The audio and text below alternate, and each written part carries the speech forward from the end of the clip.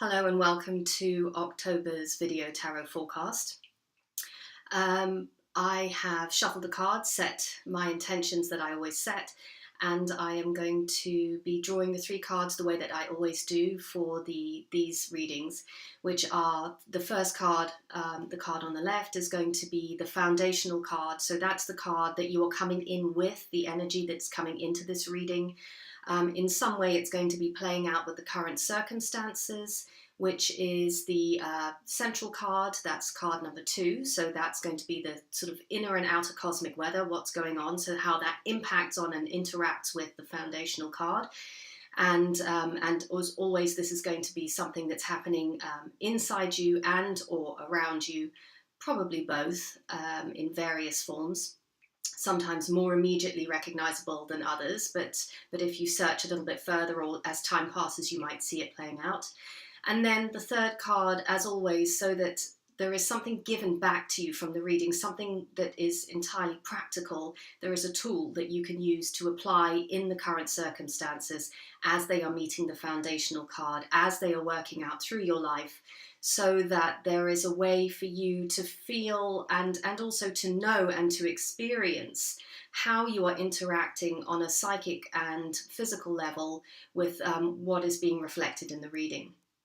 I think that placing you at the center of every reading is really one of the most important steps, and that's set in my intention. But then by placing you at the center of the reading, I also think then it only serves you if you then have something that you can work with within the reading, rather than simply feeling like you're in the back seat of a car that's being driven by something else, or in some way a victim to circumstances or events that are beyond your control, and neither of which is true in my opinion.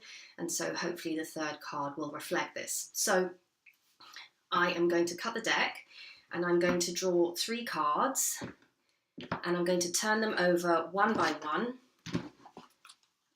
And the first card, which is the foundational card to October's reading, is the Ten of Swords, or Ruin in this deck. So I am pretty certain that this one has come out in a reading before. I do so many readings, I'm not sure, but I think that there is. So this is what you're coming into the current circumstances with. And really, the way that Carl Röhrig has drawn this card is incredibly effective, because what I think that it does is it brings up an emotional kick straight away.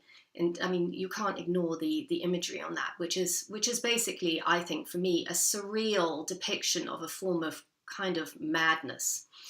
And so what our mind does when it responds to that is very much like the idea of the Ten of Swords itself, which is a card of the bottoming out or the peaking, really. I mean, it sounds opposite, but it isn't, of a particular mental experience that's really been driven to its absolute limit.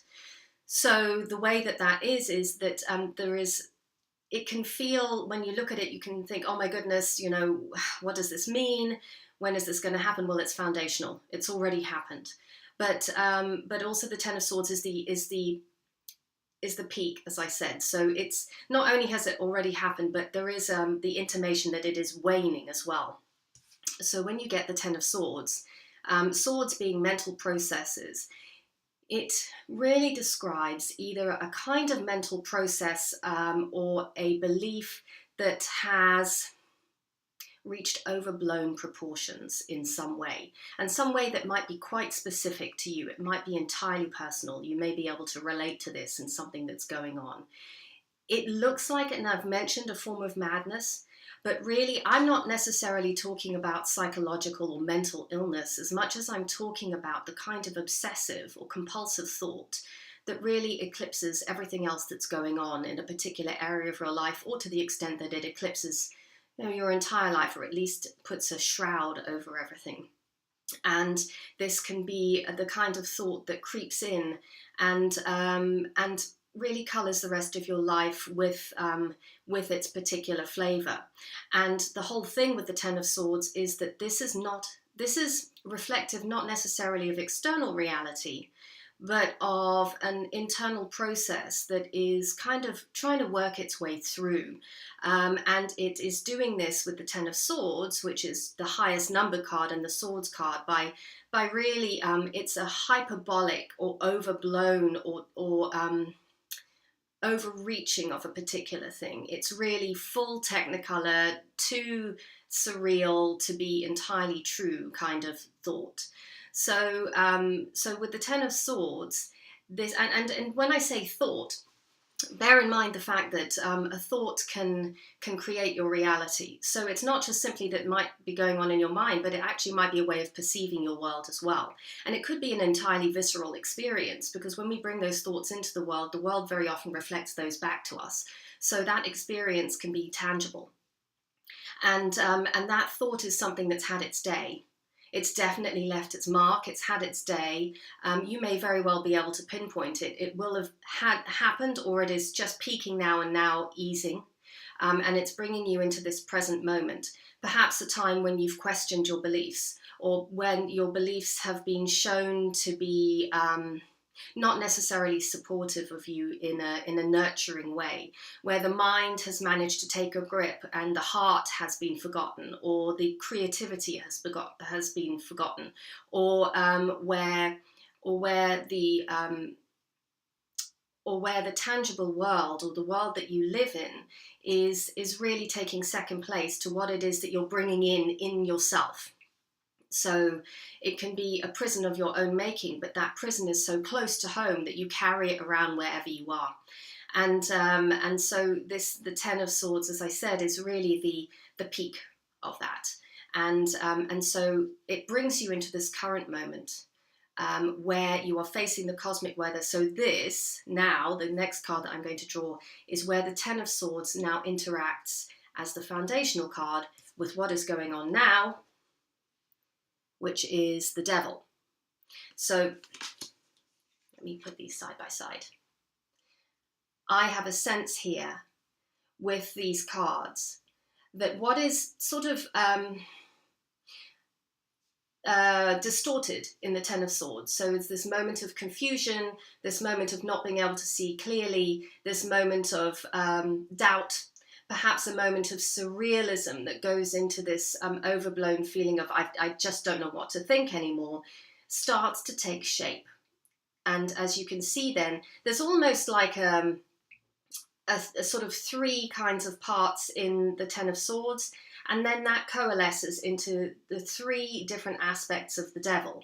So it's as if that thought has now taken form, so you can now see what it is that you're dealing with. The Devil is about looking into the darkness. The Devil is about a confrontation with something that has been repressed. It is very much dealing with the notion of shadow. In fact, I've actually released a video on the Integrated Tarot YouTube channel, if you haven't seen it, about working with the Devil card more from a psychological point of view. It's not really an exposition of the Devil card from a tarot point of view, but how it is that we work psychologically. It might be worth your taking a look at that, and in fact I'll include a link to that in the comments below this reading. But the Devil is looking at what has been repressed.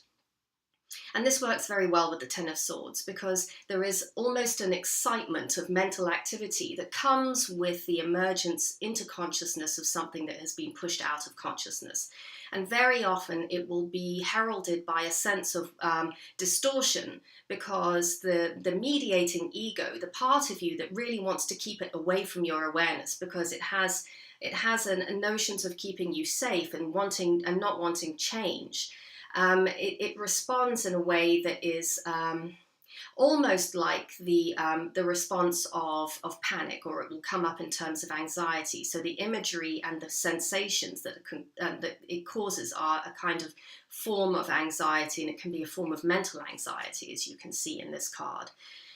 But then when it comes up into consciousness, then you begin to start to see it for what it is. So a lot of the confusion subsides, and then this figure comes forward. And although the Devil and working with the Devil isn't necessarily a pleasant experience, And it actually can be a pleasant experience as well, because one of the things that we repress too is desire, and desire and things that we think that that are wrong, that to do with our desire, that we then commit to the shadows as well. But when that comes up, we start to be able to work with it in a more concrete way. So it may be then that what may have been heralded by this quickening, this Ten of Swords, is now in this current environment starting to reveal itself for what it might be. One of the things that I spoke about when I talk about the devil in my other talk is that the best way to approach it, if you want to approach it, is with a sense of inquiry or curiosity. Oh, I wonder what this is. I wonder what this is about. One of the other ways to approach it is in a contained environment, so that you can work with somebody in order to have a look at it. But what the devil reveals is a kind of wisdom that has been suppressed because it is charged with libidinal energy. It's often to do with something around sexuality, as I said, desire, and with that is attached a lot of other things, including shame or fear, revulsion, hatred, jealousy, envy, all of those things that are around the devil. But the devil itself, or what the devil houses, is really an aspect of us that we've consigned into the darkness that is now ready to come home. In other words, it's the kind of the prodigal son that is returning home and that is welcomed with open arms, even though he believes himself not to be worthy, but is still welcomed and given a place in the home at the table as a guest of honor, because that is where he is meant to be. So this aspect of whatever it is that is coming back home, I love that parable, because it's really about then the ideal of having that welcomed, or that actually it's always been welcome. It never really left. And so the devil is really contending with an aspect of ourselves that's not only about being consigned to the darkness, but by very nature of the fact that it's appearing, is indicating that is now ready to be reckoned with and assimilated. And you'll find that in contrast with the Ten of Swords, which may have heralded this, it may not really be the kind of thing that you had feared that it would be, or it may not present itself in the same way. There is that saying of the idea of paper tigers, and it may well be in that case may well be true now, is the idea of being in an environment where you feel like you're being stalked by something, and it feels wild and it feels dangerous and it feels like it's out to get you. There's very much the Ten of Swords environment there. But actually what reveals itself is that paper tiger, that it's not quite what you thought it was. But what it is then being able to look at it, it becomes real. And when it becomes real not in the sense that you feared, but really it becomes that part of you. It's something that you can see, and it is unexpected. So really it's at the moment, the current environment, and you can feel it in the world as well, is that inner drive towards owning what it is that we have pushed away. It's that inner drive towards being able to, or that we have the ability now that we have gone through something enough, that we have got the equipment and the ability and the experience on our journey to be able to look the devil in the eye and say, welcome back from where you've been, and I'm sorry I pushed you away. And it may not be as simple as saying I'm sorry. That process of I'm sorry could take some time, but what it is really that idea of the revelation of the darkness, which is then turned into light, which is that light of consciousness, that ability to hold awareness of what it is that we couldn't see before, but we could feel, and which our mind was telling us about through the Ten of Swords. It sounds intense, it may well be, I want to emphasize again the paper tiger aspect of it, because the idea of the Ten of Swords in the foundational card is that that really, from a psychological or mental point of view, you've actually, you've gone through the worst of it, really. And so this is now the ability to assimilate. And here's the tool that you have. So as I said, and I think here in this particular reading, the tool is probably going to be particularly welcome, because this is where you have something that you are given that you can work with this energy with. And this is the tool. How beautiful. The Queen of Wands. Okay, so it's an aspect of personality. It could come in the form of a person themselves, but it is something that that is. Let me explain the Queen of Wands as the mature feminine principle of Wands. And when I say feminine, I'm talking about the receptive kind of, to the outside eye, chaotic, but it's not chaotic. Amorphous, cyclical, rhythmic, animal kind of aspect of the psyche, who is in charge of herself. She holds her own. It doesn't matter what gender you identify yourself as. This aspect is in you. So she is, as you can see, sure of herself, poised, direct. She is mature. She can hold her own. And also, if you look carefully, there is a key on her headdress. So she gives you that key. She is the key. There is something here about being able to work alchemically with what it is that's coming up, to be able to transmute it. And you do that creatively. You do that with fire. It's not an analytical process, though the mind may come into it. It's not an emotional process, though the heart and the emotions may come into it. That's not the point. She's not divorced from these things. It's not necessarily a physical process, but that will come into it. But primarily, it is that fire in the belly, procreative, erotic, driven energy that is managed in a way that is, she contains it through her presence and through her awareness, but also through her surrender to it.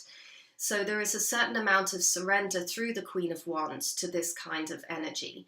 And it's very hard to explain, but it is, it's really the idea that is embodied in the elder, the crone.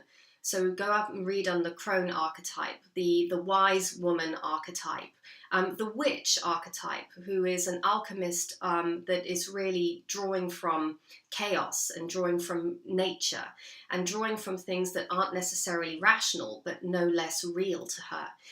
And so with the Queen of Wands, it's about drawing on that fire, but also taking charge. There is this paradox of taking charge, but also taking charge to the point where you know when to surrender as well. It's incredibly potent energy, very transmutational, but also knows what it's doing. It's not chaos for its own sake. So, and it also may be that that you work in a particular way. So with the Queen of Wands, what you can do is you can make art, and again, use the word art broadly. It doesn't, if you feel like now you're not going to be able to do that because you can't paint or you can't write, make art in your own way, and you will know what kind of art that is, and you'll feel that fire in your lower belly when you're doing that.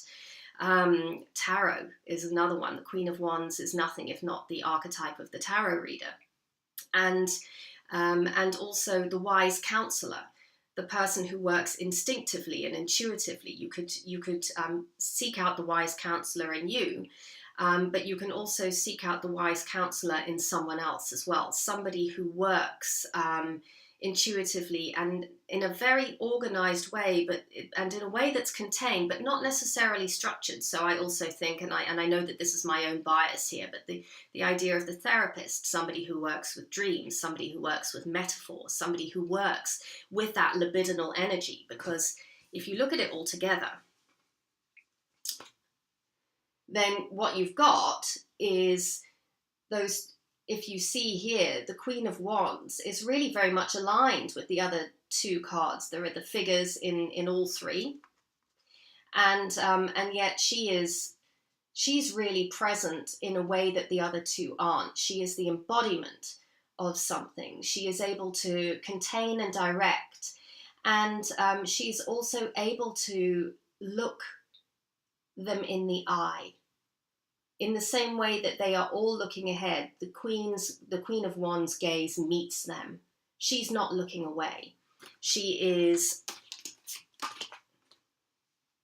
focused, and she is direct, and she means business. And there's something about her that really is entirely in alignment. So you'll feel it. I'm going to put a picture of these cards up so that you can see, but you'll get the idea of what it is that it feels like to embody the Queen of Wands when you see her. And you'll know that in yourself as well, because she may not necessarily explain the processes. It may, if you are in your mind and you're in analysis, then you've headed back into Ten of Swords territory. You know, if you're in fear, then you are Ten of Swords meets the devil. But if you work alchemically with a certain confidence that you might not know where it comes from, but you are sure of the process, then you are in Queen of Wands territory. And as I said, it may be that the Queen of Wands comes to you as an external figure who is able to mirror something of yourself back to you, so that you can work with what it is that is emerging, that is now ready to come home. And remember that it is coming home. There is nothing here that is a terrible mistake. There is nothing here that is essentially to fear. It might be something that is incredibly liberating, and it is simply to move and shift the shame out of the way, or that whatever emotions are coming up because of that, in order to see the truth of something, which is really going to be a form of your own trapped potential that is coming back. So Queen of Wands, that's your tool. Seek her out inside, and also seek her out externally if need be. And I will send this reading to you with my love, and also with a request that if there is anything that is unclear about it, or if you want to know more, then please do just send me an email, comment underneath. Whatever it is that you feel moved to do. If you want further explanation, or perhaps being pointed in a particular direction for more information, then also let me know. And with that, I will see you next month. Okay, take care.